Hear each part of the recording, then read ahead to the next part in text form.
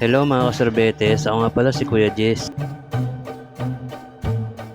Ngayong araw nga po lumabas nga tayo at para nga bumili nga ng ulam mga kasorbetes. Dito nga lumakad na nga tayo at para bumili na nga ng ulam mga kasorbetes. Maya lang nandito na nga tayo sa bilihan nga ng ulam at malapit nga lang nga dito nga sa amin mga kasorbetes. Dito nga namimili na nga tayo ng ulam nga nabibilin nga natin mga kasorbetes. Dito nga isa-isa na nga natin tinignan nga yung mga tindahan ng ulam nila ate dito nga mga kasorbetes. At nagbayad na nga tayo ng ating nga bibilin nga ng ulam mga kasorbetes. Tayo nga may napili na nga tayo na ulam. Ito nga lang nga yung manok mga kasorbetes. Bali dalawa na nga pala yung binili nga natin dyan. Tinatanong nga ni ate ko ano nga daw ang import nga ng manok. Nakabili na nga tayo ng ulam at yung bumili na nga din nga tayo ng kanin mga sorbete. Pagkatapos nga kinuha na nga natin yung binili nga natin na ulam at kanin at yan lumakad na nga tayo at para may na mga sorbete. Kinabukasan nga at yan dumating na nga yung order nga natin na parcel mga sorbete. Dito bumaba na nga tayo at para bayaran na nga yung order nga natin na parcel. Dito nga yan nagbayad na nga tayo at yan inantay na nga lang natin yung sukli natin na mga sorbete. Dito nga yan pumasok na nga tayo at para makita na kung ano ang laman nga ito nga order nga natin na parcel mga sorbete. Dito nga sinimulan na namin buksan nga itong parcel mga sorbete. Di ba in-order nga natin ito nga pala yung TV na in-order nga natin sa may Shopee mga sorbete. Dito nga nabuksan na nga namin siya. Dito nga nagpatuloy nga lang kami at parang buksan nga itong parcel mga sorbete.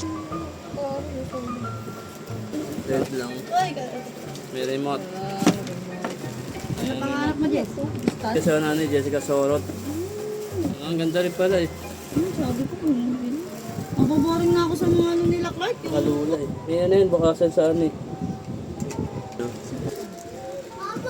Power on. Dito nga nabuksan na nga namin siya at okay na nga siya at wala naman siyang sira mga sorbetes. Pagkatapos nga dyan dito nga nagsalang na tayo ng munggo at para nga sa paninda nga natin na sorbetes. Kaya dito nga sinimulan na nga natin siya at para nga hugasan. At dito nga minekos-mekos nga lang natin siya at para nga mahugasan nga na maigi mga sorbetes. Pinuhugasan na nga natin siya at sinimulan na natin at para isalang na nga itong munggo mga sorbetes. Kumulo na nga siya at yan mekos-mekos nga lang natin siya at para nga hindi nga masunog itong munggo mga sorbetes. Lambot na nga siya at yan nilagyan na nga natin siya ng asukal. Mekos-mekos nga lang natin siya at para nga di masunog. Para nga maluto nga yung asukal. Ay asukal at yan minekos-mekos nga lang natin at para nga mahalo nga dito nga sa munggo. Mga ilang oras nga lang at yan luto na nga itong ating nga munggo. Malambot na nga sa mga sorbetes. Dahil luto na nga itong ating nga munggo at yan nilagyan na natin siya dito nga sa paninda nga natin ng ice cream mga sorbetes. Para nga matikman na nga natin kung masarap nga mga sorbetes. Hello mga sorbetes. Ngayong araw nga at yan ituturo nga natin kung paano nga magpatigas nga ng sorbetes. Kasi nga marami nga nagtatanong kung paano nga patigasin nga daw yung sorbetes. Dito nga at yan lalagyan mo na nga natin itong ating card nga ng yelo. Pagkatapos nga natin lagyan ng yelo at yan lalagyan na natin ito ng asin. Ito nga mga tinatad nga natin na yelo kaganina. Pagkatapos nga natin lagyan ng asin ito ang mga yelo. Isisiksik naman natin itong mga yelo. Kadagilid nga na itong ating nga cooler. Naisiksik na nga natin at yan tinanggal na natin yung mga takip na ito mga sorbete. At ito nga yung ating nga flavor keso at chocolate. Pagkatapos nga yun babalukayan na natin yung kadagilid nga na itong sorbetes. Para nga magalo nga yung malambot at matigas nga na sorbetes. Dito nga yun nilagyan na natin siya ng keso. Nilagyan na natin at yan minekos-mekos nga lang natin yan mga sorbetes. Pagkatapos nga yun ito naman nga